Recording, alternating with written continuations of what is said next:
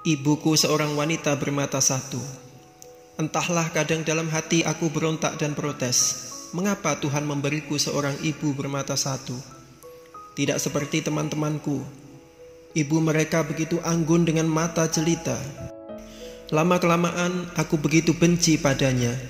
Karenanya hidupku dihimpit rasa malu dan dicibir teman-teman. Apalagi ibuku hanya seorang tukang masak di sekolah tempat aku belajar. Memang sejak dulu aku tidak mengenal ayahku. Aku pun tidak tahu sebab musababnya. Ia dipanggil Sang Khalik saat aku masih kecil sekali.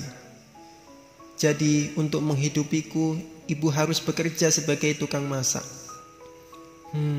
Tukang masak yang sangat membuatku minder dan malu terhadap teman-teman.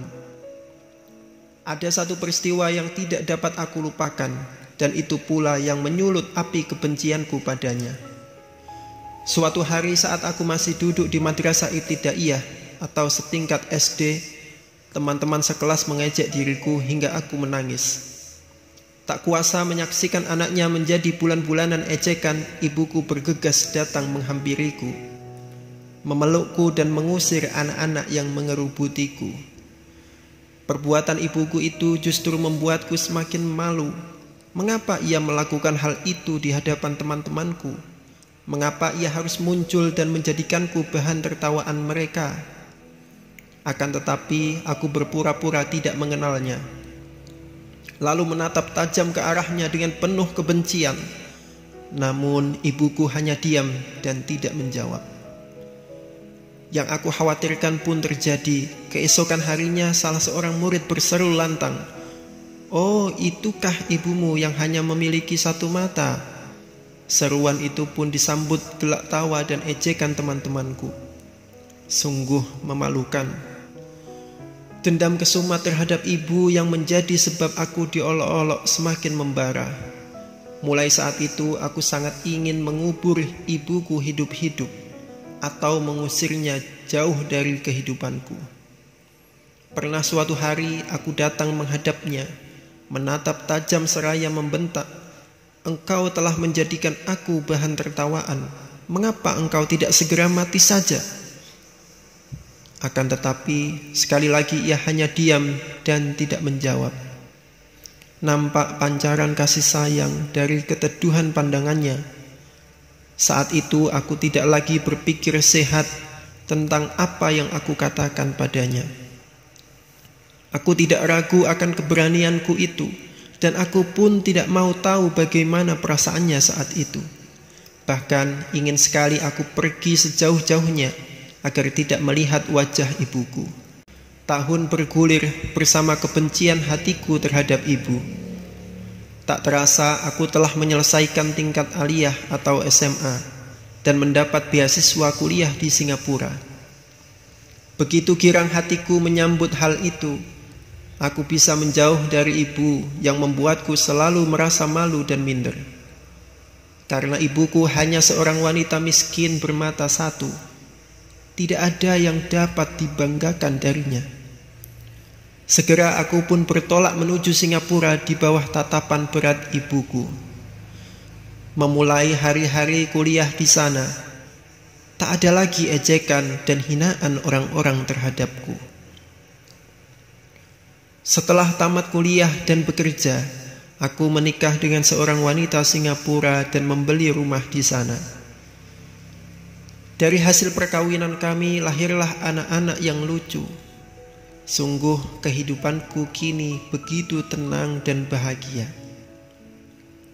Suatu hari tiba-tiba wanita bermata satu itu datang ke rumahku.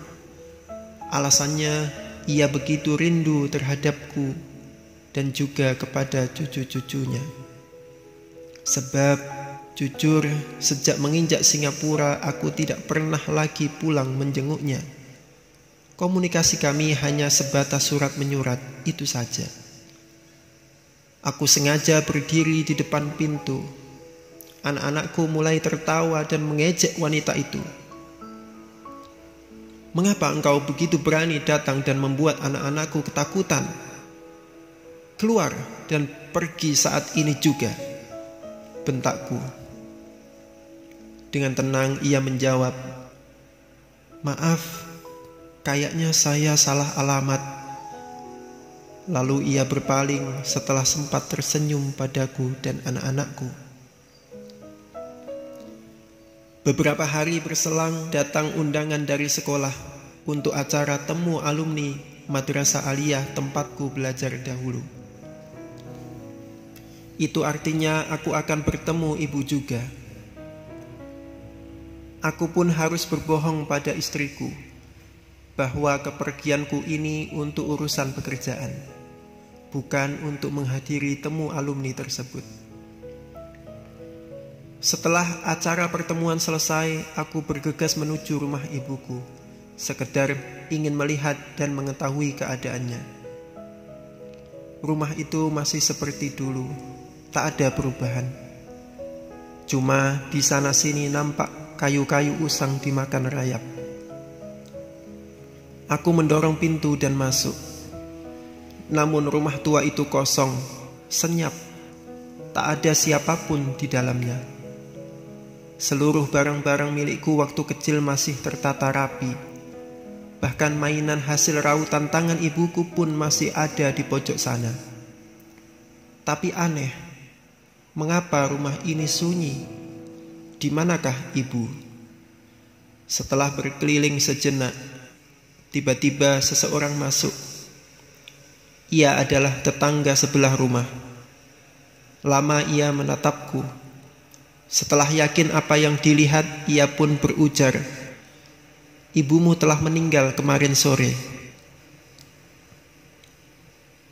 Mendengar itu, anehnya tak ada setetes air mata pun yang menitik. Tanah kuburan itu masih merah. Angin bertiup lembut mengelus lembut wajahku. Aku berdiri sejenak hanya untuk berpamitan pulang, walau sebenarnya ada secuil sedih kehilangan wanita itu. Sebuah tangan menyentuh pundakku dari belakang. Ternyata ia adalah tetangga sebelah rumah yang tadi mengabarkan kepergian ibuku.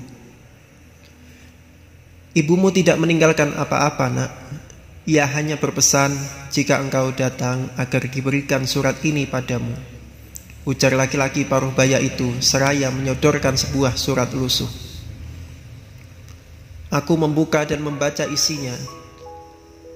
"Anakku tercinta, sungguh hati ini begitu berat menanggung rindu padamu. Pikiranku begitu kacau memikirkan keadaanmu. Ibu minta maaf atas kunjungan ibu dahulu ke Singapura yang membuat anak-anakmu takut. Yang ibu lakukan itu hanya lantaran begitu rindu padamu.